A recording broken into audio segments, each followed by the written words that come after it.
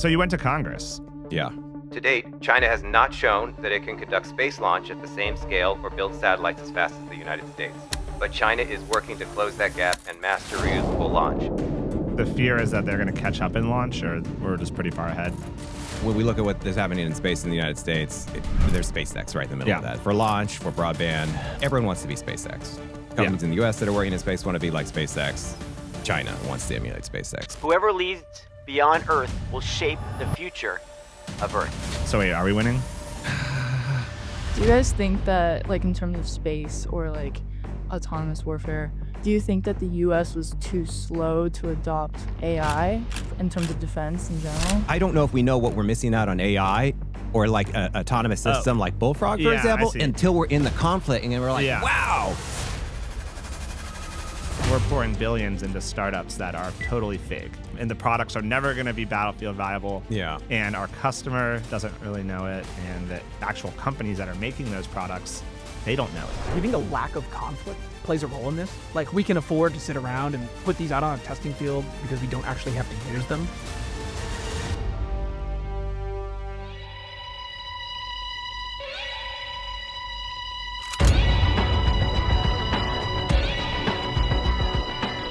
So you went to Congress.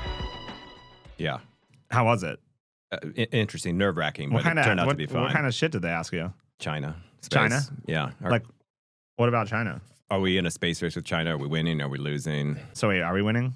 I think we can't let our guard down. Yeah. I think we have to make sure that we're running and not just jogging. We seem to be winning with SpaceX. Yeah, for sure. With launch. Everyone wants to be SpaceX, right? So we're winning with launch. Broadband, connectivity. Yeah. Yeah, 9,000 satellites. How many does China have, like a SpaceX? They want to. Yeah, they have 8 companies that have put rockets into space. One of which just tried a day or two before that hearing to land it vertically like SpaceX. It didn't work, but it got really close. Yeah. So they're trying to catch. Yeah. Just land. You know, like just straight up land it. No catching. How far just away do you think they're from catching? I think that's probably pretty far. I don't think they've tried that yet. That's pretty crazy. Do you know, like, how often they're catching those now? I think they're going to do another test pretty soon. Oh, they haven't caught one since the last one we saw? I can't think of when the last one was. It was sometime last year. Yeah, they haven't done any yet for, we've only been, 15 days into 2026. Yeah, this is fascinating, though. So yeah, we're leading. The catching was, that's crazy. I mean, you watched Are we on? Yeah, we're on. Oh, we are? Yeah, we've been on the whole time. I didn't even know that. Dude, yeah. I mean, we've been on. The whole thing's on, even the beginning. Oh, great. All right. There's cool. secret. We've been doing, actually, we're like, so we cut a bunch of the stuff that's like when we're just getting started or at the end when I say that really dumb shit. But we've been collecting. I say that all the time. Yeah, it's going to be a really short show. We've been collecting that stuff for like blooper reels and stuff. Oh, okay. For our Drone Ultimatum Summit, which we're going to have a user conference. At my podcast, we let the guests know when we started recording. Oh, yeah, whatever. That's actually part of it. That's the part of the charm. All right. But wait, yeah, we're going to do a Drone Ultimatum like a listener summit. And so we're going to like do an event. Okay. And you're going to have blooper reels. For the fans to come visit and hang out. Are you going to charge? Or is it free? Are we charging? I don't know. Well, they have the airfare. We're not going to like pay their air and hotel. Where's it going to happen? I think it's got to be Vegas, right? That's where Vegas. Okay. I don't know. Where should it be? Or maybe Florida. Nowhere cold. Yeah, not here. Not cold. Not here. Yeah. What about Texas? Texas could be good. Yeah, you could do it in Austin. Yeah. I want to get we're doing a lot of like coach like sports inspirational videos lately. Like we do like Mighty Ducks or like the Friday Night Lights. I've been watching a lot of those lately. I want to get one of those coaches to do like a speech, like to everyone, hype them up. Okay, like yeah. Speech, Yeah. I think it'd be good. All right, wait, hold on. Back to the China thing. So back on track.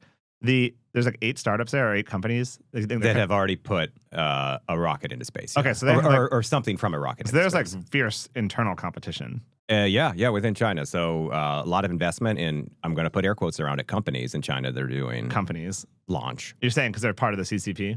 I think there's no way to get around the state direction of the economy in China, including in space. I mean, another way to look at it, too, is who are the investors? In a lot of cases, maybe it's not the central government, but it's a municipal government, it's a city, it's a province. It's very different than the way that we look at private investment. Then there do have investment from entities that aren't associated with the government, but still very small. So it's kind of it gets to where you're looking at, well, who's the direction coming from? The central government, Beijing, and then who's funding it? A lot of it is in some way government money. So to me, is that really a company? I don't know. Yeah, that's true. And so, like, the fear is that they're going to catch up in launch, or we're just pretty far ahead, a year ahead, 2 years. Yeah, I think back to your question. When we look at what is happening in space in the United States, there's SpaceX right in the middle of that for launch, for broadband. Everyone wants to be SpaceX. Companies in the U.S. that are working in space want to be like SpaceX.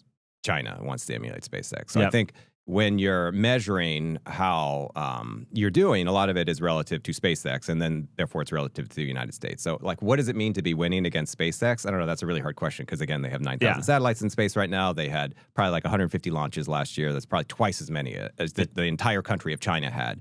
I don't know how you immediately catch up to that. That's why I think when you ask me, are we winning the race? Well, yeah, clearly. We're far ahead. We're about to send a mission to put astronauts around the moon, orbit, and then come back with Artemis 2 probably in the next month or two. China hasn't done that yet. So we are ahead. I do think we just can't stop running. That's kind of how I put that. Man, I have so much to talk about. Okay. One, so we're going around the moon, not landing on it yet? Right. But it would have been the furthest any human has gone ever. Oh, okay, cool. But still orbit around the moon, yeah. Did we not send guys around the moon like Apollo 13? I guess we're sending them further around the moon. Okay. And then, so then, are we going to land on the moon? Not this time. Pull up the Moon Hotel, YC company.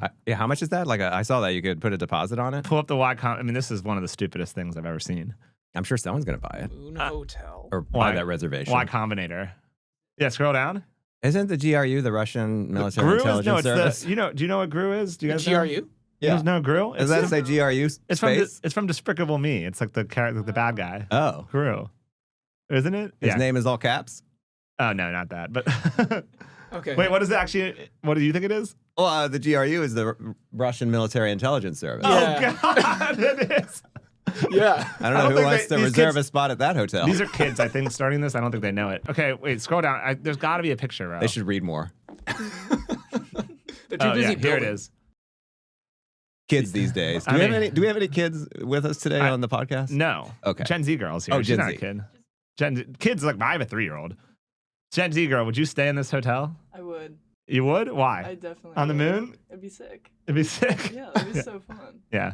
What are you going to do? What do you do all day? I mean, do you float, though? the GRU hotel. That is crazy. Do you float? I wonder what architect they're using. Do you think it's the same one they're using for the East Wing? I mean, who knows? I almost got It's Federalist style. I almost got a brick from the East Wing as like a I don't know what's that called. You were just hanging out over there? I just know, I know people. I'm That's pretty connected, cool. obviously. This is very Roman looking. This seems fake. I can't imagine. Yeah. That. Also, when you're sleeping on the moon in the hotel, do you actually its gravity is like less? Like, I'm sure you're in a bag or you got to get tied down or something. Yeah. Or you're just going to wander off into the abyss. Yeah. Wow. all right. Anyway, so Okay. Yeah. So we're putting hotels on the moon. This is the part of the cycle where we're putting hotels on the moon via pitch deck, and before the bubble bursts, basically. I mean, I'm all for good ideas and new ideas. Yeah. Pull up Glenn. Wait. There's a white paper. How is this actually possible? Oh, Our white paper explains how the first hotel can become the foundation. okay. Let's see Of what. scalable lunar infrastructure. There's a lot of buzzwords in there that sound good. Yeah. So this is a long paper. I still I'm wonder, not reading still any of wonder that. what GRU is. But let's just look at the It could be a name. their thesis. Our thesis is simple. To spin up the lunar economy.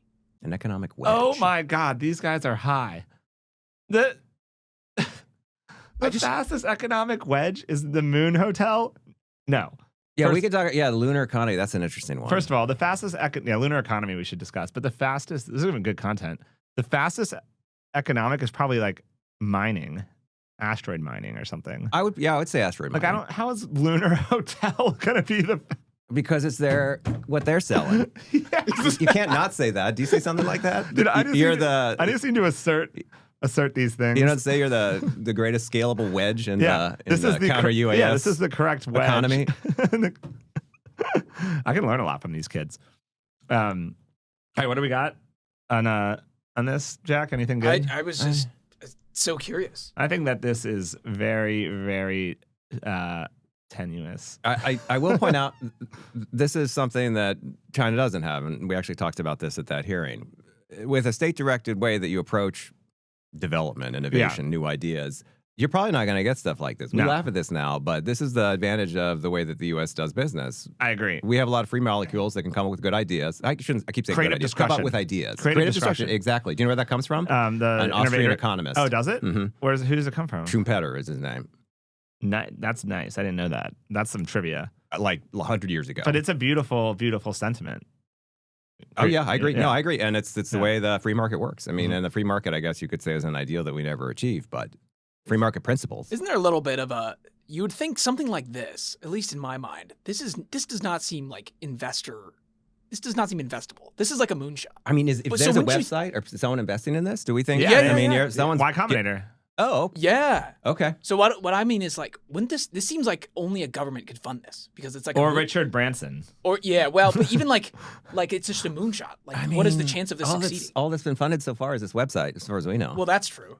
I mean, I hope that the Larry Ellison is the one goes up there and hangs out. I mean, that's where he's going to be hanging. I still in the think moon. that's sketchy with the name. I can't Gru is put a my little- finger on it. Yeah, that's a bad name. Yeah, That's a really, the we should- FBI calls that a clue. I think they'll probably be going through a rebranding exercise. I would hope. Yeah, I would hope. Yeah, they probably will be. But you don't want to confuse the people that knew you as Jerry of Space, though. That's I knew him as the Russian intelligence or the Russian army.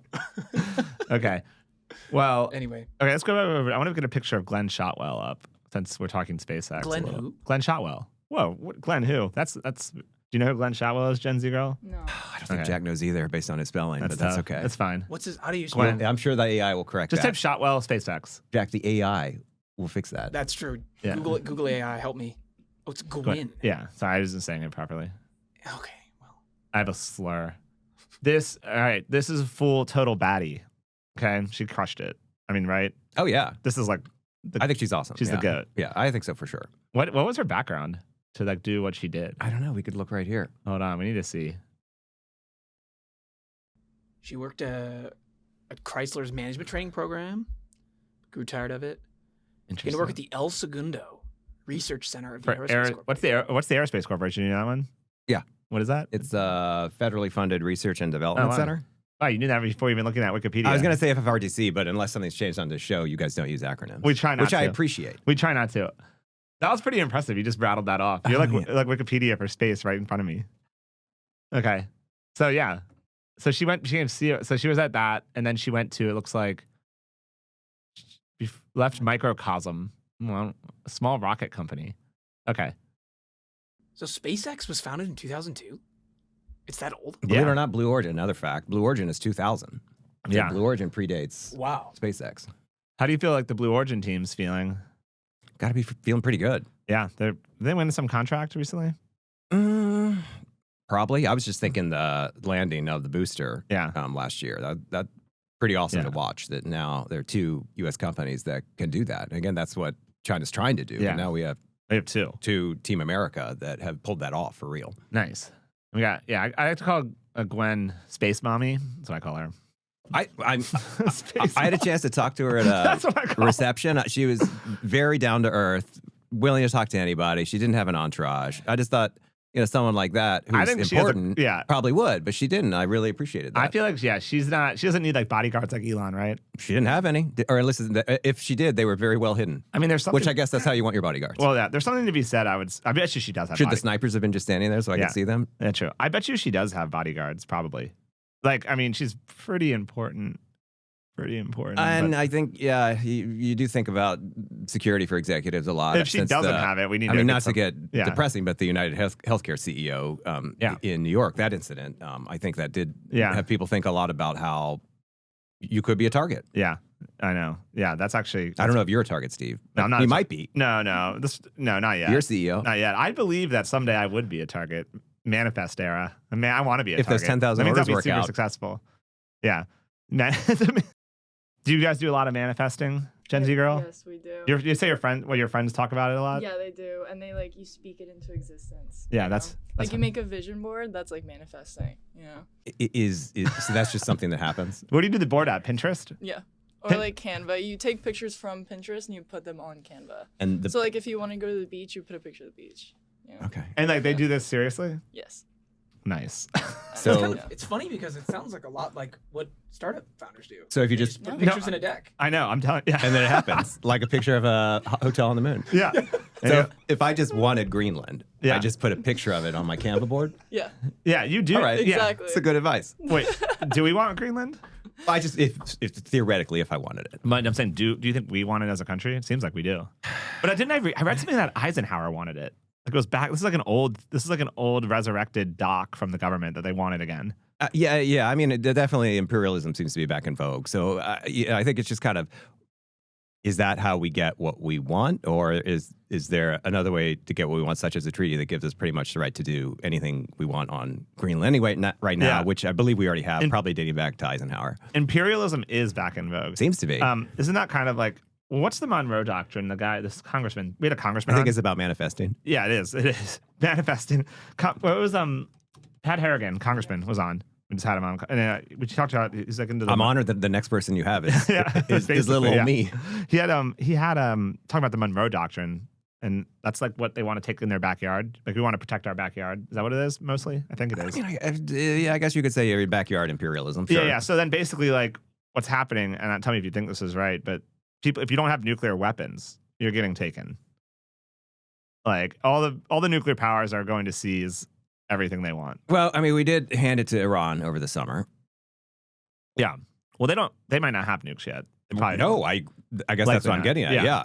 Yeah. If you do, are you so quick to So we can take action like that? We can take all of South America basically. They have no nukes. I don't think they do. Yeah, it's pretty much that's ours. And then China will take pretty much all of Southeast Asia.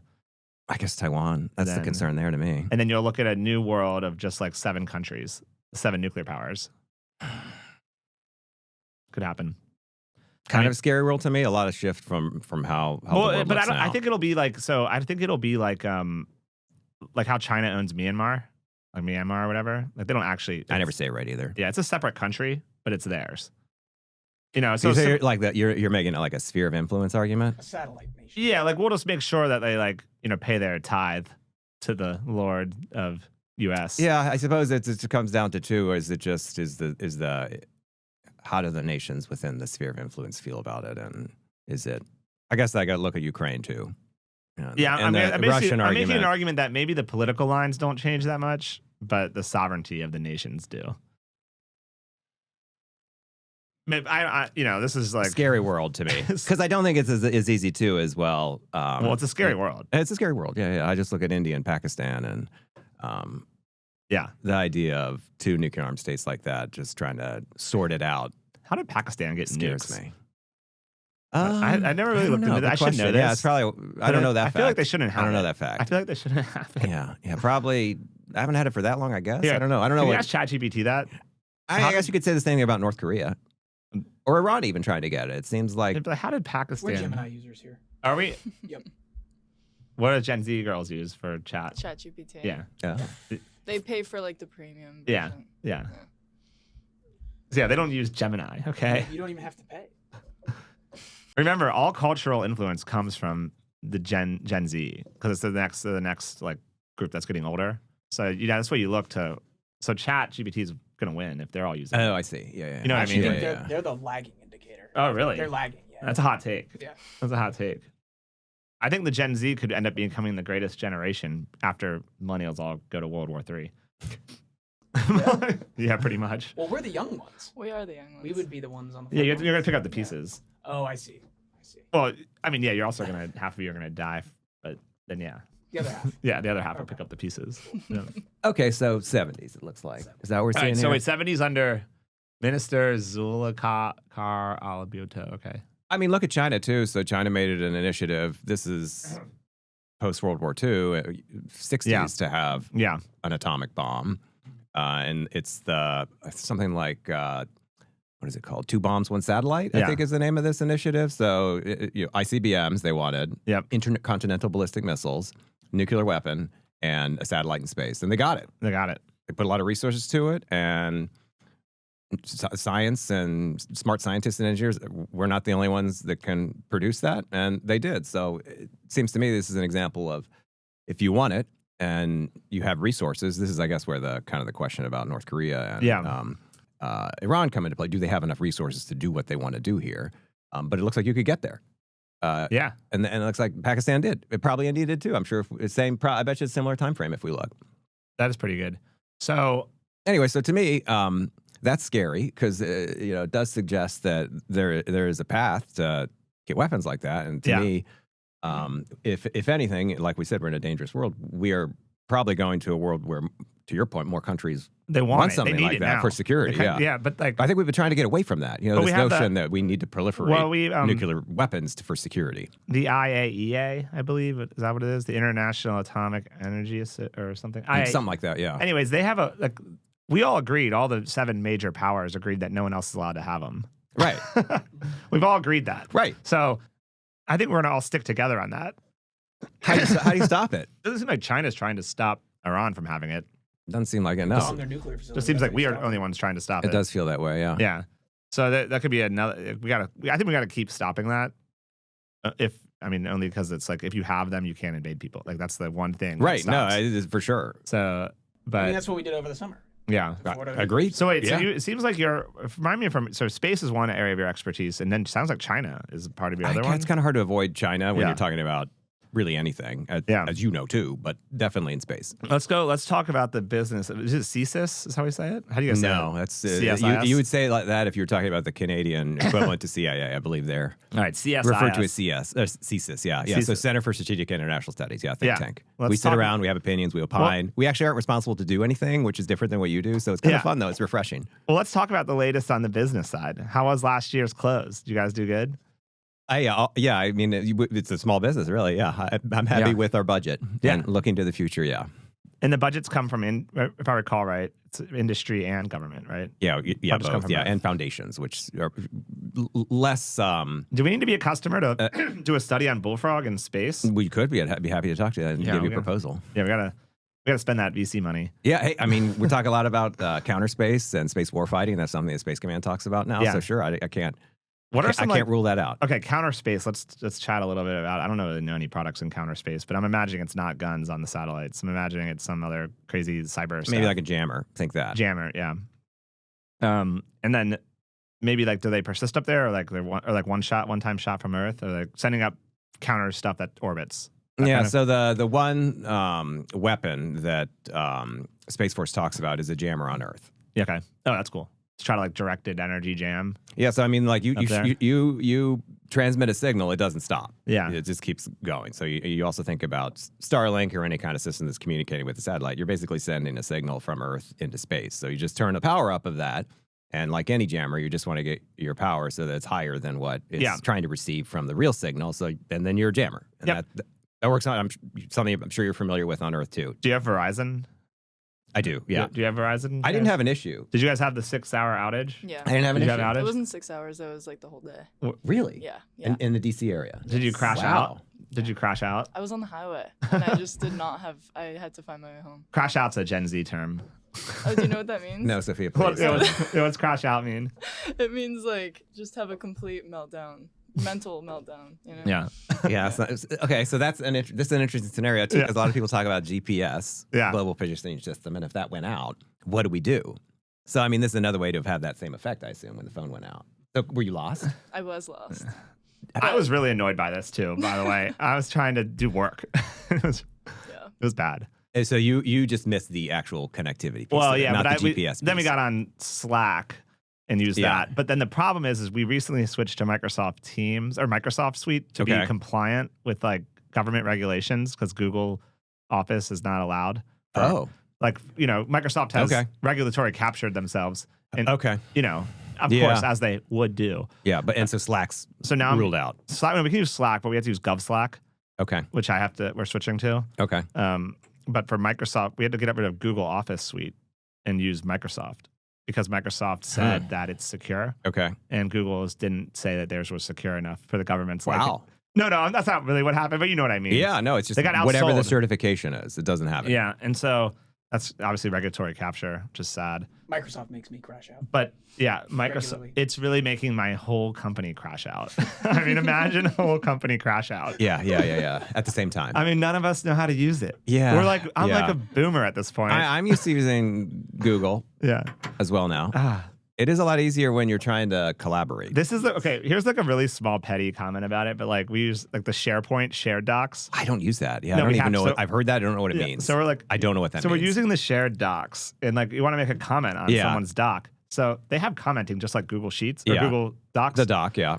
But it's not real time. So if I do a comment, it shows up like 15 seconds later on your computer. Okay. Or 20. Okay. Whereas Google, it's like half a Instantaneous. You see them in there moving the it's like- cursor around. Yeah. It's like, why are they just torturing me? Yeah. I wonder why that would be so hard to do the same thing. I don't know, but we got to get our lick back on the government on this. That's another. Yeah. That's another getting the lick back. Well, where were you going with Verizon, though, with that outage? What? Where were you going with the Verizon outage? Oh, I was saying, I wanted to ask if you thought it was China. Oh, interesting. Like, what do you think it was? I just thought maybe it was just human error, but I don't know. I haven't read anything about it to say it was China. Well, obviously I'm all into conspiracy theories. I'm a podcast host, so what do you I expect? mean, yeah, sure. Testing something out, you mean? Seeing if they could make that happen that way? Yeah, I mean, it happened all around this Iran stuff we were getting. That's kerfuffle. yeah, no, You that's know? true. Yeah, no, that's a good point. Yeah. So maybe Scary, yeah. maybe they were initiating some sort of test while we were trying to coordinate if we were going to bomb Iran or not. Oh, wait. Yeah. On that point, you wrote something recently about this. Yeah. About airstrikes? Airstrikes Yeah, in Iran. yeah. Which hasn't happened yet. No, and But- maybe they're not. Yeah. But say Did little. you? Yeah, it's a short piece. Just in my mind, I wanted to look back and see when we've used air power before, and sometimes we like to use it alone. Midnight Hammer is a good example of that with Iran. But then there's a bunch of other examples throughout the 90s in Serbia and in the Balkans, going back to even Laos and the Vietnam War. Mixed bag of success of just using airstrikes to achieve objective, particularly if it's really complex. So in this case, I started writing that thinking, well, this makes no sense. But then I kind of got to the end and thought, well, what if it's enough just to kind of be a nudge? And the regime is so fragile right now that airstrikes could convince the backers and the enablers, this isn't going to last. Yeah. I'm going to give up. And also empower the demonstrators and the protesters. So I thought, well, maybe it might make sense. You just have to have a very limited kind of thoughtful objective for it, and recognize though that what happens next is really not up to air power, and situation on the ground is not something really that airstrikes have any say on. So a narrow path where it might have made sense, but maybe not now because it's hard to tell. It seems very fluid. A couple of comments on that. One, Jack, wow, look at you keeping us on Thank you. task. Thank you for reading what I write. Appreciate it. Fuck you, Jack. You and my dad. This is an artistic show. We don't ask good questions like that all the time, okay? Sorry. No, it was actually amazing. Second, okay, did you write that as a funded effort or just like an unfunded research project? Well, anything I do, somebody essentially is paying my salary. Yeah. So I'd say like half of what I do, it's just kind of I'm pulling from the general support, I would call it. Yeah. People, here's a donation. Keep doing what you're doing. Yeah. And then other stuff is a funded research project of some kind. This was just me. I thought it was interesting. Yeah, that I is wanted to write interesting. it. My friend bets heavily on Polymarket. Oh. and he bet Did he come into $400,000 he bet lately? or- 50 grand on no, I don't know where he got his money from. Wait, but isn't Polymarket banned in the U.S.? I mean, he's not a friend that lives in the U.S. Oh, Obviously. okay. Whoa, trying to blow Not up my- really a No, no, friend. no. Is he an employee? No, just because I have a lot of friends that use VPNs, and then they'll try and get on Polymarket, but Polymarket's Oh. very strict on that, so they can't do it. Oh, really? The VPNs don't work? No, you Well- need like a really strong VPN to be. I able was to gonna do say it. my friend's name, but now I can't. On You're air. gonna out him. Yeah, now I'm not out him. But he bets heavily That's on my Polymarket. No, I mean, you're blowing people up on your first episode. That's good. Gen Z keeping I us like real. that. Yeah, keep it real. Keep it real. Someone needs We're to follow direct, the law. You know? I'm glad someone's following the law. Or What's direct. on our mind. You gotta say. I love it. I love it. So Polymarket, he bet 50 grand against bombing in Iran Okay, well, and made a lot of money. I was gonna say, it seems like that's where we are. Yeah. The regime is very unstable. There is no, I just feel like poop, and it's Yeah. gonna fall over. My thought. Do we really think that what are they? So they're not gonna do anything? They're gonna let the protests happen now? I guess Yeah, I don't see the path yeah. where this I don't- actually resolves the situation. The situation there. Yeah, so Iran has said, well, we're not going to execute demonstrators. Well, That's a good thing, but now what? Do we know how many like total dissidents there are really, or like people that are against? I guess I don't know what the opposition is. That's why I'm like, who's the leader? I don't know who's the leader of this opposition. That's, I think, one of the issues right now. So let's say the regime goes away. Well, who comes in and takes over? To me, that's a big question. Well, apparently there was like 12,000 people killed. I didn't hear that many, but thousands. I heard thousands. I heard 12,000 because there's no internet. No, we don't really know. We're not getting information. So yeah. But it's kind of interesting to think. Yeah. So not like if a leader emerges, they'll probably assassinate that person though. Obviously, the Iranian government. Oh, we got some employees here now. It's crazy. Potential customers. No, let's roll out the bullfrog. Get him in here. No, just make sure he doesn't talk. That's a new employee. We got to haze him. A new sales guy. Oh, okay. Yeah, He's actually great though. He comes from the Navy.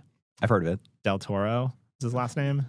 And he worked at Goldman Sachs or something, one of the banks, and then realized startup would be more fun. Absolutely. Which I think it is than a financial institution. I think it'd probably be fun, yeah. But I don't know. It used to be like, I guess tech's like I don't know, I saw this trend online. It's like tech companies. It's like the new place people try to make money. It used to be financial. It used to be like hedge funds on Wall Street. Yeah. And then before that, it was, I forget. But now everyone's like trying to get into tech all the time now. I don't know. It's a big umbrella term. It's a big umbrella. A lot under there. Okay, wait. What else do we got, Jack? I know you have some other stuff on the docket. You had a bunch of other. Yeah, you wrote something else about the Pentagon needs to be a better customer. Yeah. Oh, wow. This could be an interesting discussion. Lay this argument. And then out. another thing, I'll also be publishing probably next week a paper where I looked at, I think mostly focused on space, but kind of that relationship with the government. So look at it as operating model. Yeah. The contractor owned and contractor operated, government owned, government operated, and the variations in between. Yep. I know you're selling some of this, the government's going to own and operate, but a lot of companies don't want to do that. They want to sell a service. So when do you selling a service is easier? Would you do that if that was what they wanted to buy? Oh, I mean, I'm going to have a services business within my business. Interesting. Okay, yeah. Because the government likes to buy bodies or things that they're going to own and operate. Yeah. And in a lot of cases, though, and this is another thing I would be curious your thoughts on because you're in this kind of world, but.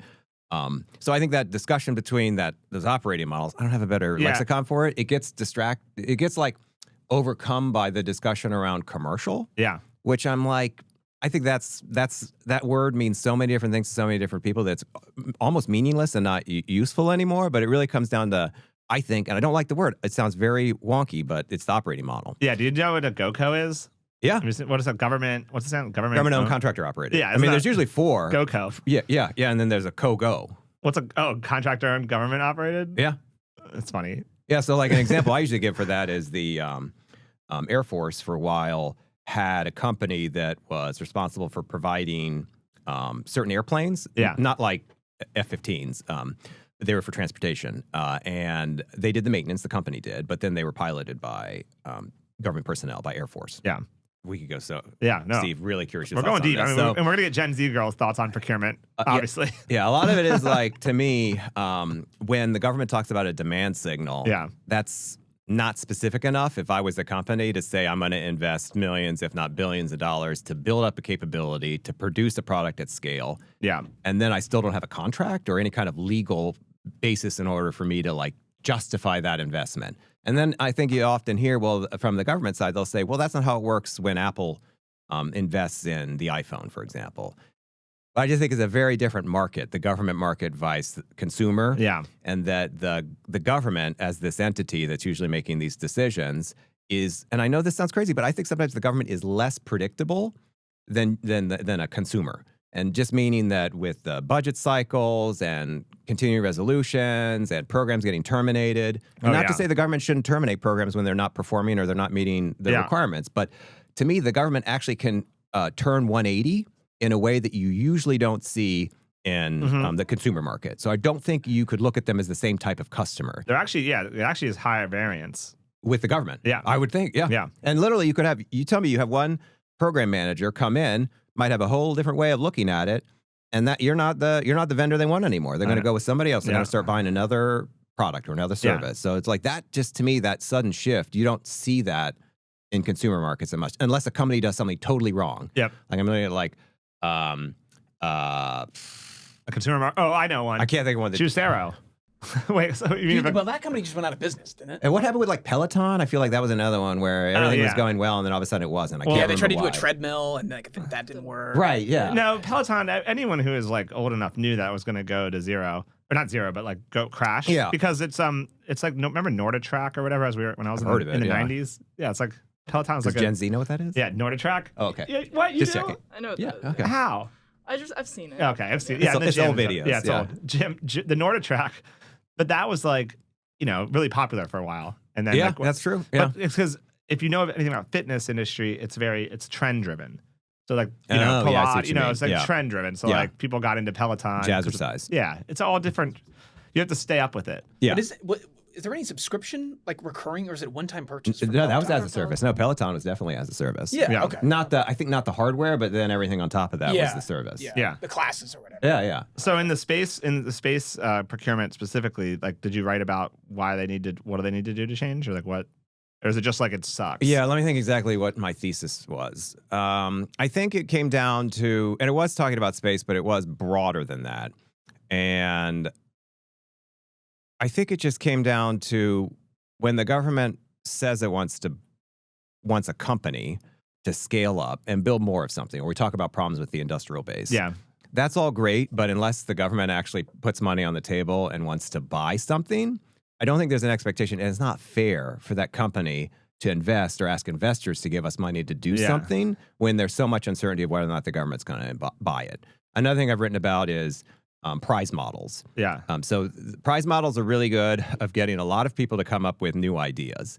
Like a prize model isn't necessarily a good thing, though, to demonstrate whether or not a company can make a product to government specifications at scale. So I think there's a distinction there between new ideas. I want to see as many new ideas as I can. I want to see if anyone's got an innovative way to do something we've never done before. But then actually commercializing that or productizing that or operationalizing it, that's a totally different question. And that just takes money. I don't think that just policies are what we need to get from good ideas to production at scale. It's going to take more money. And I don't think anyone likes that in today's kind of budgetary climate. But the reality is, I don't think you can expect a company to do something for free. I don't think you can expect them to do it where there's a lot of risk or uncertainty. And in some way, it doesn't matter if this is agnostic of contract type. So it doesn't matter if it's a firm fixed price or a cost plus. It still involves more money. So, I mean, you on the other side of the table, I would be curious, how do you feel, and not to call out any of your customers, but like, how do you decide to make decisions to invest in, let's say, manufacturing capabilities or production or something new? Like, how much risk are you willing to take, and how do you like make that trade? Like, to me, those are questions that I can't really answer because I'm not in your seat. Well, let me be the guest on the show for a little. Let me stretch out a bit, kind of get ready for this. No, okay, two things. One, before I answer that, the first thing that comes to mind on this is that I was thinking as a business person, not as a patriot for a second, but as a business person, I love how hard it is to work with government because it's a huge moat. Like if you can figure it out, like it's just great. Yeah. Like no one else, like not many startups can figure it out, and the primes have, but like they're whatever. And so it's pretty great from that perspective. Yeah. It's a skill, it's a challenge. And if you're skilled, then it's great. Yep. But that's obviously not great for the country. That it's very difficult because then there's a lot of innovators. I've seen this a lot where like they're good at innovating something, but they're not good at getting it sold to the government. Yeah. Which is so then like innovation dies on the vine. Yep. So that's like the high level, like overarching thing around this. So it's like, obviously it's great for me financially, but not great for me as a citizen. That's one. But how do I decide to make investments? Mostly like kind of a gut feeling. Like if contracts are coming, like I know they are, you gotta guess and take risk. Like there's a risky element of like manifesting. You got to believing that it's happening and going for it. But it's not without risk. So I think that's pretty much it. I don't know if since I wasn't sure when we started recording, I don't know if you caught this, but my Ferdinand Foch quote, I don't know if that was recording. So Allied Supreme Commander at the end of World War I, the airplane is an interesting toy, but of no military value. In like 1911, he said that. Yeah. So to me, like this is an issue that's not new. Like, how do you bring new ideas and innovation into what we do for defense and military? I mean, I think it's not true. I've researched it, but it's apocryphal. But Henry Ford, if I had asked people what they wanted, they would have said faster horses. Yeah. So that's another thing to me. Like, well, okay, how do you have this new idea that you think is awesome? How do you get that into the hands of people who want to use it and then will buy it? So that is, to me, the challenge. And that is where I come back to, how does the government be a better customer? Because ultimately it gets them what they want, which is innovation, new ideas, again, things at scale. And that's where I keep coming back to, though, the money piece. But you're telling me it's more like a gut feeling on your side. Like, I feel like at some point those two things have to come together, because if you never get paid, like you've lost that bet. Yeah. So like, how it's just, I have lost. It's okay. Well, maybe it's just, but I think that's and just part of it. There's no cookie cutter answer to this either, I think. Yeah, it's it's not easy, but I don't know. What do you got? So on this theory, or this thesis that government is somewhat unpredictable, it doesn't seem like that's been priced in by investors or financial actors, because government contracts are still typically seen as pretty safe. Contracts are safe, but what's the instability is in the pivoting. Yeah, I think it's like, to Do you think that's political? Well, I think no, I don't think. No, I could go back to like the Foch quote too. I think a lot of the stuff is just it's always been this way. No, it's deep state. He's saying at the PM level, when a new PM changes, it could change all the direction. I mean, that could too, but not necessarily cancel a contract. I just feel like they could say, well, we're going to go a different way with this program. Not necessarily cancel your contract. But to me, Can't it's cancel just my contracts. It's just the how status quo interests are entrenched sometimes, and it's really hard to do something different. It's really easy to just keep doing the same thing that you're doing. And if that's how you're incented to keep doing the same thing that you're doing, that's just going to keep happening. So again, that's like bringing those new ideas in, and then I guess displacing the status quo. That's the hard thing to do, I think. And that is the way that I think the government knows how to buy things that it's been buying for a long time. Yeah. It's when we want to, that's why I go back to like, well, it's the innovation. I know that's, air quotes in that too. What does that mean exactly? But like bringing invention and new ideas. And again, I do look at like the airplane, for example, or the tank. I think there's, at the end of World War I think like the Germans had like 9 tanks and the Allies had thousands of tanks. So that didn't work out for Imperial Germany. I mean, and not to say it was just because of the tank, but the tank played a big role in that. Like how did the Allies see so clearly at the time that the tank was important? Yeah. And obviously the Germans, the Nazis realized it was, because they took a totally different approach to that 25 years later. But like, how do you see that vision? That's the hard part to me. That's I think, but that is separate from being a good customer. But I think the government needs to recognize that that's kind of ultimately the barrier, like seeing and recognizing when we have new ideas, and then how to bring that into the fold. But there's also the requirements writing that become a huge part of this, right? Well, that's the status quo. A lot of times the guy he's going to say that's what I need, because that's what he's been horses using. thing. That is the faster horses. They're going to say, build me a faster horse. Yeah. Exactly. Yeah. I think in practice how it actually works, though, is that they write the requirements based on industry shaping, right? Like, that's how it works. I've heard that. Like, basically what we do is we show them a new technology, and then they're like, oh, let me write requirements of what this can do. You know what I mean? Yeah. So then the requirements are written, and then they buy the thing. So it's actually, my take is it's actually just sales. Yeah. It's sales at an enterprise level with 50 decision makers per sale. And if you can convince them all, then you get it. I'm okay with that, but also don't you think sometimes some of the ideas should come from the operators? Like, I guess, to me, I like that people on the outside, I know you were an operator, but people on the outside now, they could say, well, how about try this? But sometimes I just wonder, like, where's the idea factory within the apparatus to say, this is our problem, Steve. Help us with this. Not you saying, I think this is your problem. Let me help you with it, which is fine too. No, I agree that operator feedback is hard to get for startup or for companies. I think the primes can get it because they have like connectivity there over decades. But the operator feedback for us in the beginning was harder. It's not hard now because we have now built a relationship.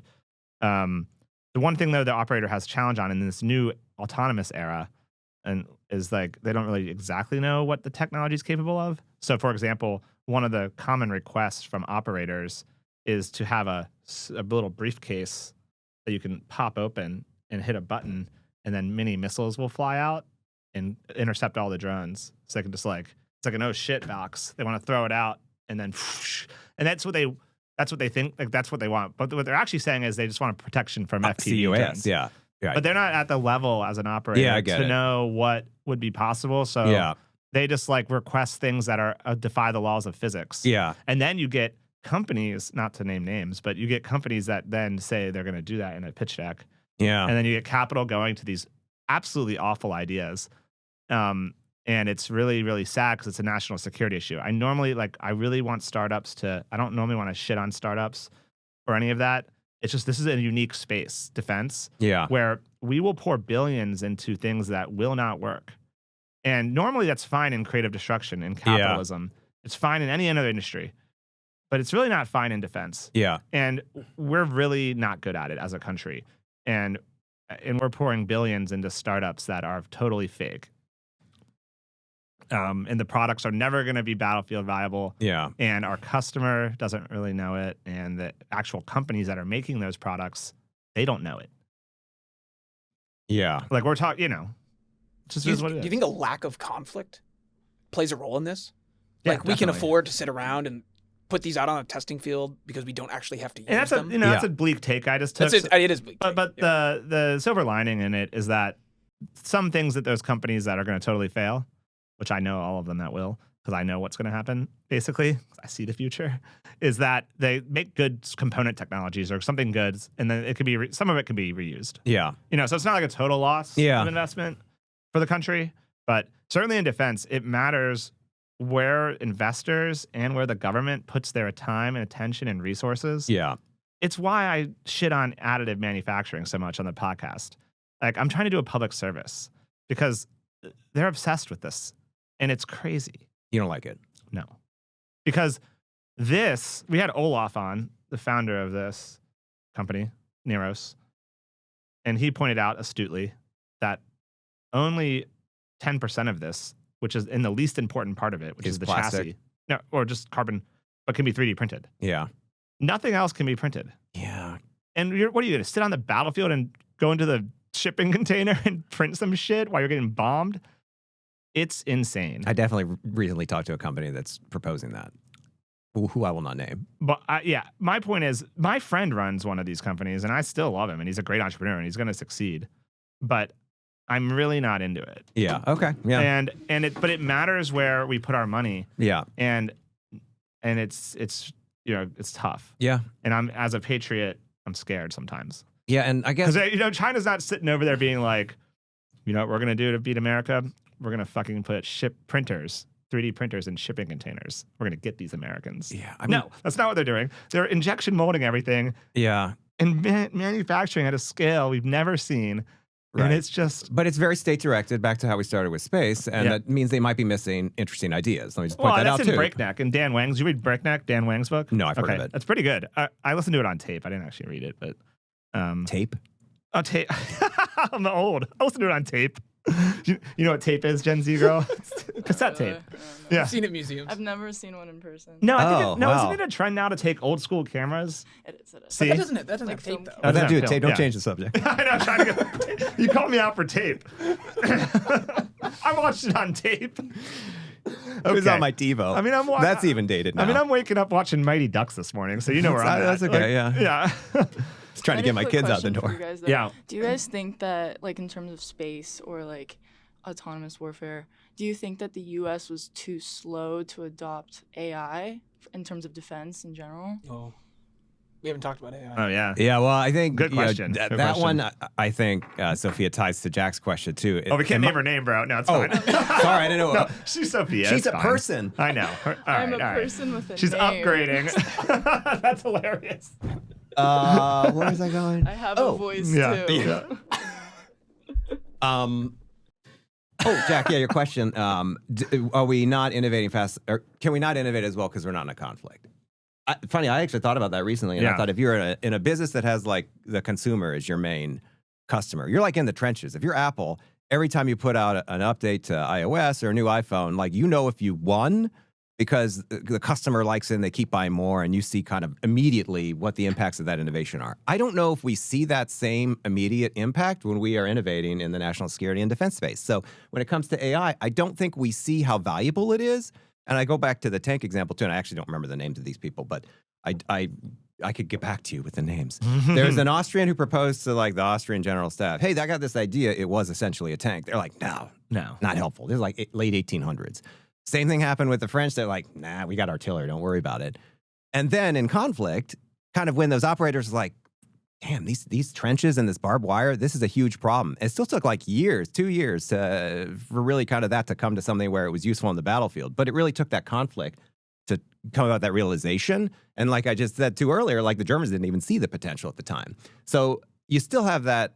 I still don't see it even when you're in the midst of the conflict, but at least you kind of get that rapid innovation and how it's used. So I think AI, in this case, we're not really going to know how much we need it. And maybe far behind isn't the right word, but maybe we missed that opportunity. Like maybe someone looked back later and said, oh, that guy, that colonel came in and talked about the tank in like 1895, and we said it was a bad idea. What if we had said it was a good idea then? How would things be different now for the Austro-Hungarian Empire? It might have been a lot different, and you only know that in hindsight. But so you're saying to do like retrospectives? You can, but I guess I'm more than that. Like, I don't know if we know what we're missing out on AI or like an autonomous system like Bullfrog, for example, until we're in the conflict and we're like, wow, I'm glad we have that. Or, wow, Steve proposed this thing, 10 years ago. We only have 100 of them. It sure would have been nice to have 10,000 of them. Yeah. So but I don't think we'll know that until a conflict. But I don't know if that's not a new thing either. I think that's just the way it is. That's what Olaf was saying on our last episode. He said that his main competitors, he thinks the stiffest competition for his drones are in Ukraine. Because they're in the conflict. They're out there iterating every day, knowing what actually works. Yeah, but that's going to only, let me just point that out too, that's that conflict too. Yeah. Correct. The future conflict, like, wow, Operation Spider's Web, that was pretty freaking awesome. I think we learned a lot from that. But it's also like, okay, now we see that. It doesn't mean that it's going to manifest itself the same way in the next conflict, but maybe like a variation of that. And like, I think things that we see, like, whatever, darkly through a mirror now, for the future are really just that, though. It's just like darkly through a mirror. You're advocating for more proxy wars. Little skirmishes so we can practice. I'm just, it doesn't matter. Like, we could have a proxy war every week, but it still doesn't mean that we've learned what that conflict will look like. Yeah. Like, every one, there are potentially lessons from, but maybe that takes you further away from how that would have played out in that conflict had not we, quote unquote, learned. I think it influences. I feel like we need to be using AI to do better simulation in wargaming. I feel like what happens in wargaming is that they do it wrong as a government. Like, they don't. We make too many assumptions, or just, I don't know. The AI will probably do it better than us. Oh, like, I'm saying, I see like, what you mean. Yeah. Think of the different variations of what could happen and let AI. Yeah, like, think I've of been that. asking chat about a lot of stuff related to my product roadmap. Yeah, chat, obviously.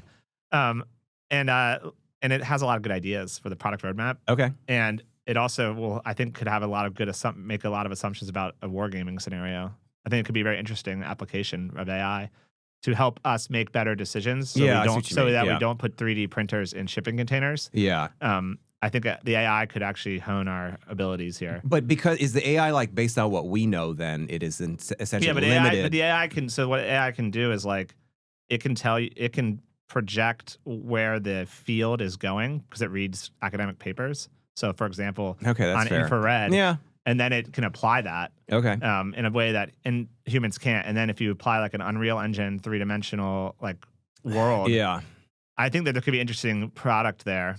But anyways, before we wrap up on how can the government be a better customer, we have to ask Sophia. Sophia, how do you think the government could be a better customer?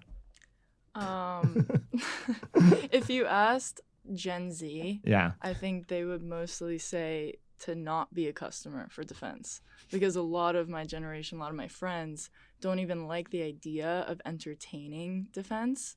They don't like to talk about it. But if you ask me, I would just say look to more startups and look for AI and implement it more and focus on innovation. You speak on behalf of all of the Gen Z population. The smart ones. That's a really good point, actually. Yeah. She's a little bit smarter than the other ones. Yeah.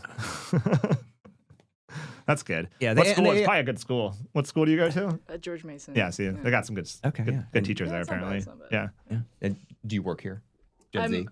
Yeah. She works. Yeah. Okay. Yeah, she's I an hope you intern. pay your interns. Yeah, we do. Okay, excellent. Something. Good. Coffee. Oh, that's okay. Yeah. What I had a thought about. Bro, we're running out of money. Don't negotiate on her behalf. Oh, sorry. Yeah. Someone's got to rep her. We're running out of money. Is there a union around here? Steve last episode was talking about becoming the union boss of all these defense manufacturers. No, this is a good segue. No, it got Olaf really squeamish. Yeah, remember? Because I was like, oh man, your factory line, we better unionize that shit. And he's like, don't talk about that. And I was like, honestly, and then I got in my head, I was like, I could become the union boss for all the startups that are making robots. not gonna be my life. I may take that before you do. I'll That's a be good a idea. I like union- that. Yeah, dude, why not? we could be Sounds fat, fun. We could be fat cat That union sounds bosses. fun. Yeah. We just take a little bit of everyone's paycheck. Yeah. And pay ourselves as the union boss. Obviously, got to pay your dues. Got Everyone it. does, right? Yeah. We're gonna represent Dude, them. being a union boss would be sweet. Like Maybe. people just give you money, like the employees, like of all these, Right. and you don't have to do shit. Don't we have to deliver? I mean, you have to better deliver, wages you and deliver, living conditions? You deliver, like you go to them and say, like, this year we negotiated and got you guys better health. Free coffee. Yeah, free coffee. Free coffee in the Break the room. kitchen. Yeah, in the break room. Thanks for your $150 a paycheck. Yeah. Let's Each. try it again now. I look forward to working with you for the next year. Yeah, I want to be a union boss. Yeah. So what I were you was saying? the thing about innovation in defense. Imagine, isn't there something to do with like the length of conflict almost determines the direction that the innovation goes? Because like imagine the counterfactual of Russia and Ukraine. Russia takes over Ukraine in 3 days, like everybody thought. There's no discussion of drones on the battlefield, or very limited discussion. Right. There's no investment in the space. Right. Isn't that? What if you apply that to the China and the United States? If we're thinking this is going to be some long, drawn-out conflict, Why The wouldn't it be? I guess give me an example of like a conflict that was decided in like the first month. I mean, this is the what happened in World War I too. People thought, hey, we're gonna be done by Christmas. We'll be True. home. That didn't Well, work nothing out. really happens fast with Russian wars. Like they like the long, drawn out wars. But there was the Azerbaijan-Armenian one that was 44 days. yeah, Yeah. But those are two small Yeah, that was a countries. weird one. They're Yeah, too that was a small. weird one. Or Yeah, the you're right, most, you're right. most major conflicts last a while. Like, or conflicts in the Middle East. Those are, Israel smashes their neighbors when Right, they need to, that's and it's true. over in 10 days. So what my Yeah, point that's is, fair. this is a little bit of like a contrarian, like if the U.S. goes to war, we're poised to win in 2 weeks. We're not poised to win if it takes 2 years. But isn't that like? I'm positing like. you're saying like we're like Blitzkrieg set Yeah. up. We're like we Like, strike is it- hard, strike fast. Is it really that important? But that do we you have win the this war? huge I guess. Like, yeah, okay, so you win decisively the first Shock campaign. and awe. Yeah, I guess like I'm not the- sure that would win the war. No, I don't think so. I think that OIF and OEF shows that we don't. Right. Yeah, long drawn out And, conflicts. and also just wars, real wars are just all out the economic strength of the it's just the economic. competitors. Yeah. So it's like you're going to run until you peter out and you can't run anymore. So I don't know if we're at the wars that were like of the 19th century where all of a sudden it's just like we give up and Yeah. you sign a peace. It just doesn't seem like that's the age that we live in. And I think we would be hard pressed to come up with a lot of examples of where a true war was decided in a short Yeah, period of time, war- or it just simmers and it draws out and it just never seems to end. I mean, a big war is going to suck for everyone. Yeah, That's gonna be bad. I can't imagine. Yeah, with China, I can't even imagine. That would be Well, horrible yeah, I don't. for everybody. It's actually unimaginable. unimaginable. I agree. Yeah, I don't think part of me thinks we just couldn't. It's two nuclear powers. We're not gonna like. I guess that's the question. Is it a general war or is it not? And not meaning we don't use nukes. That's frightening. I mean, neither side would want to lose. That's So they why I would- can't imagine it would be Yeah. decided quickly. I just Isn't, can't. isn't this part of Eisenhower's farewell address? He talks about the military-industrial complex, and you're basically the military-industrial complex builds the systems that it wants. It builds for the wars it wants to fight, Yeah. and you have That's to be fair, aware yeah. of that. You have to be Yeah. aware of the military-industrial complex. It's actually we could be falling into Eisenhower's trap right Yeah, now. that's what I'm- right. Like all of yeah. us, we're just all building up. I'm for- suggesting. Yeah, I know. I saw Yeah. You always see if you read like Palmer will tweet something, and then if you read the comments under Palmer Lucky in the Twitter, it'll be like or X, it'll be like, oh, he's fear mongering, warmongering. Someone will mention Eisenhower's thing. Like it's like there's always like the Twitter trolls, but like yeah, I mean maybe we could all be just Eisenhower warned about this. But I how guess do you the- not? How do other- you not build for that? Prisoner's dilemma, because we're like thinking that they're building it. Right. and we're gonna build it. But if we don't build it and they build it, Yeah. right. Can we- I guess I think we should just expect that if we ever were. Well, can't we in all a- just get along? You know, Oh, that, sure. World Who peace. doesn't want peace? Yeah. world peace. A lot of people I feel like that'd be what they want. It just feels like somehow we don't always seem to get there. or Instead of stay working there. on AI machine guns, we could be working on space hotels, Sure. and then we could all hang out up there Yeah, why not? Yeah. and do whatever you do in space. I don't know. I what feel would like you your do? options would be limited. I mean, are they gonna have like a golf course or something at the hotel? I don't know. Yeah. A pool? just A drove pool? A swimming pool? How would a swimming pool work in space? So you get all the way up there for With no gravity. You get all the way up there for $419,000, And you're then? like, I'm on the moon. I'm here. I think Instagram. You That's take- true. It'd be a good yeah. reel.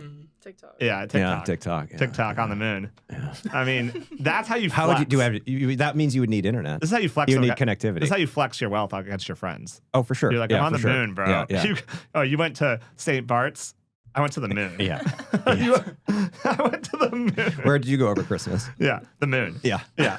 Yeah. Brought the kids. Oh, you went to St. Bart's. I'm sorry. That's It's great. Yeah. whatever, I was on the I moon. guess. I was at the GRU Yeah. hotel.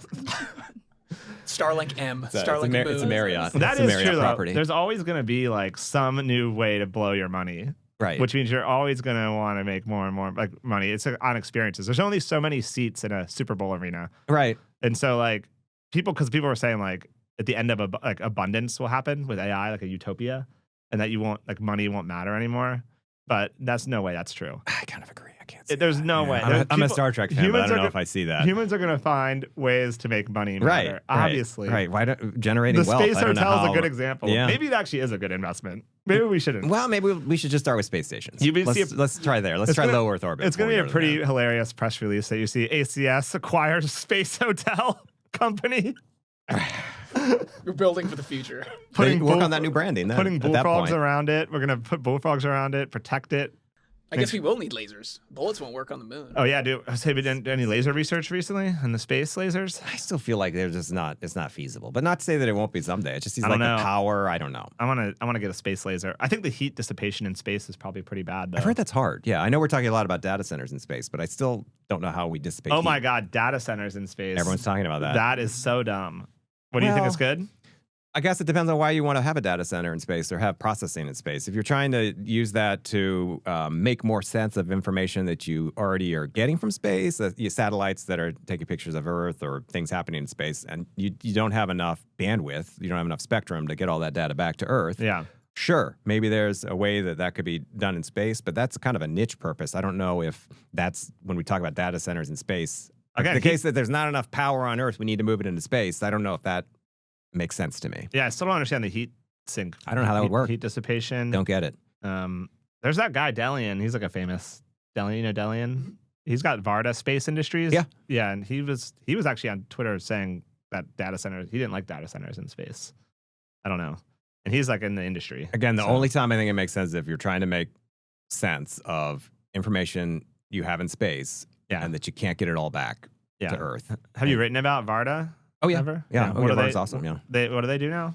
The They big use case is pharmaceutical manufacturing Yeah. in space. That's what they're doing. I thought they had something else. That's Something else. they're also doing testing Okay. for Air Force. They have some Air exactly. Force. Yeah, Okay. hypersonic testing. Yeah. Yeah. Oh, cool. Okay. Dual use. Right. But if you think about it, that's another area, by the way, that the U.S. Seems to be ahead of China. So an area where we thought about it. We had an idea. We're doing it. China's trying to copy now. They just did launch maybe a month ago of a reusable commercial capsule for their space station. Obviously, SpaceX did that decades ago, essentially, to do a reusable spacecraft. And even, Boeing did it once with Starliner, returned. And then Varda's done it at least 3 times now, maybe even 4. Difference between a crewed capsule and an uncrewed one. But still, like, the U.S. has companies that can do return from space. Yeah. China doesn't have that yet, even though they're trying. They want that. So that's another example, though, where the U.S., to me, I'm like, yeah, we had that idea. We're doing it. A lot of copycats now in Europe as well.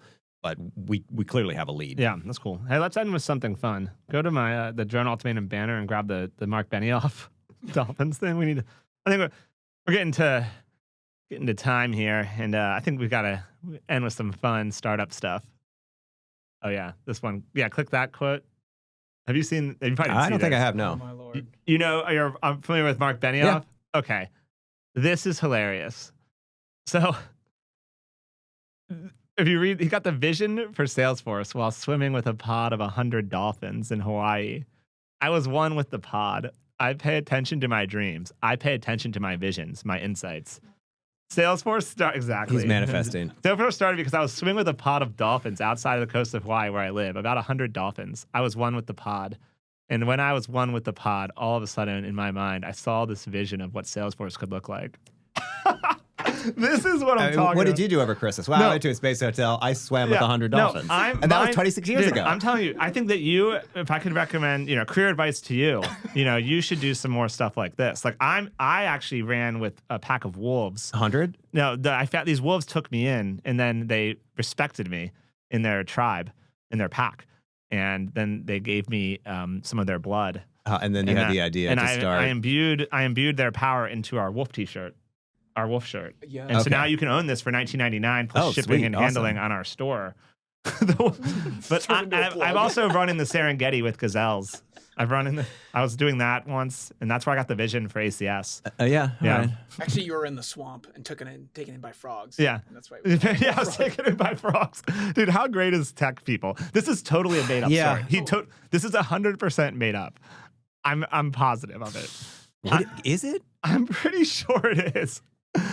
I'm pretty sure they come up with this shit so they can joke with themselves. Like they laugh at themselves internally later. They're like, we got to get Mark Benioff on the pod. Maybe, yeah, why not? Maybe you can get more information about this. If it's made up, it's so much better. Yeah. So much better. Yeah, it does sound interesting. So anyways, I told my PR team that I need a story like this that I can block and bridge to. If you remember the kind of block and bridge. So when a reporter asks you something, if you're media trained, you block whatever question you are and bridge to what you want to talk about. Yeah. That's a standard way to handle press. Yeah.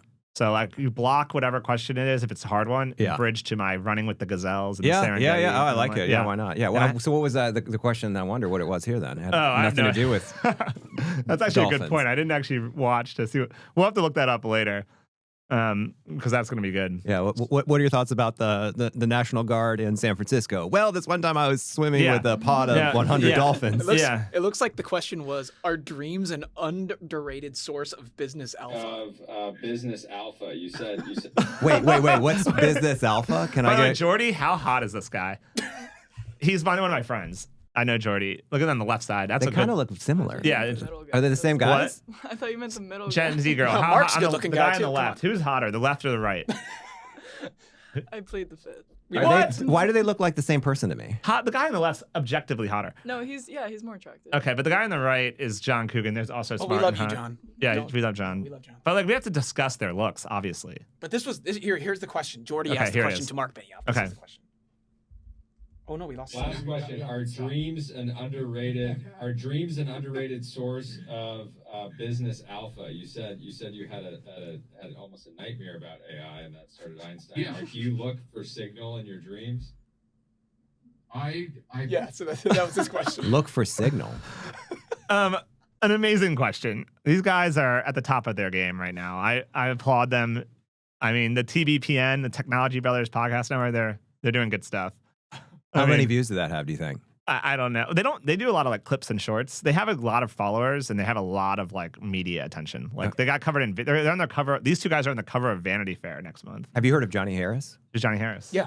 Johnny Harris. I was on one of his. Yeah, I think that episode has 10 million views. Yeah, really? he does great Yeah, stuff. I've had someone that works at my son's what's the podcast preschool called? say, "Were you on Johnny Harris?" And I was like, "Yes." It's Johnny Harris. It's just called Johnny Harris. He's a YouTuber. Oh, He does really in depth.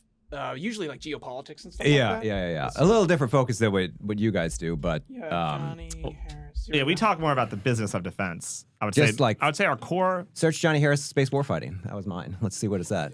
Maybe this you may want a positive way to end this show, Steve. This is guy. We should get this guy on. Yeah, he does really good stuff. Search space warfighting up at the top where you searched it. Right. Just search it. Yeah, space war Space fighting. warfighting. Space war. That works. Space war. Space War There it on is. How This many is it? views is that? Yeah. 2.8 million. This That's a is- lot. Wow. Yeah. That's you? Wait a second. Just wait a second. Okay, maybe. Wait, hold on. Maybe wait 30 No, I seconds. want to watch this. 30 I want to watch seconds. this. Hold on. This is sweet. They do all this post-production. I don't think we can have this on our post though. We can cut their sound, I think, can, because yeah. we'll get copyright. Who's that? Looking good, Who dude. is that? That's not how I dress for your show, though. No. I was at work. I mean, I wear sweatpants. He came to me Yeah. at the office. He came to you. He did. Wow. What's the format? YouTube. But like, go forward. Like what when he goes into person with you? I was sitting in a room and he like kinda okay, wait, like go back. camera pointed at me. Yeah, does he comes and sets that up? Yeah. He And has then- like a guy. And then he has his own little studio where he does cuts in yeah, too. I mean- Yeah, it's like video journalism. Yeah, he's making video journal. Yeah, there you go. Yeah. Like he used to be at Vox, so he was a video journalist for Vox. And then he He also worked at CSIS earlier in his career. yeah, amazing. did his own thing. Yeah, Yeah, and then he did his own thing, right? This is really cool. yeah, That's like a fun thing that he's doing. There's probably pretty good money in it. Well, yeah. for sure. He's got 7.4 million subs. Yeah. And his topics are really interesting too, because like you said, Jack, they're geopolitical. I think Yeah. things that I don't know what normal Gen Z watches, but Yeah. She people does. watch- She's into Johnny Harris. she's into geopolitics. That's why she's on the podcast. Yeah. Yeah. Okay. Okay. Johnny Harris is he's pulling in. Multiple When you get sub-figures. 7 million for subscribers, how much money does that make? I don't know. I mean, you tell me. How does that work? No, he's making millions. How does that work? You think so? Oh yeah.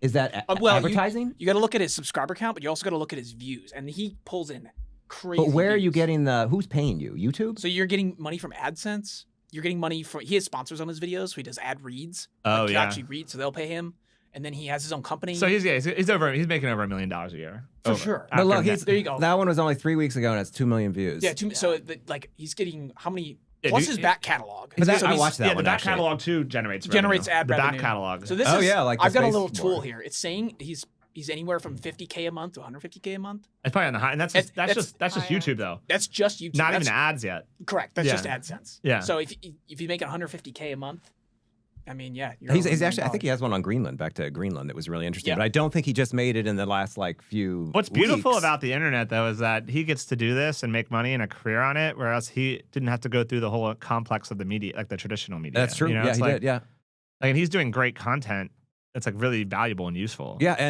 and he could say whatever he wants. Like, you couldn't do this in China. Back to the difference between us and China. You couldn't do this. Well, also like the titles of the videos are very like you'll see it and you want to watch that, you know.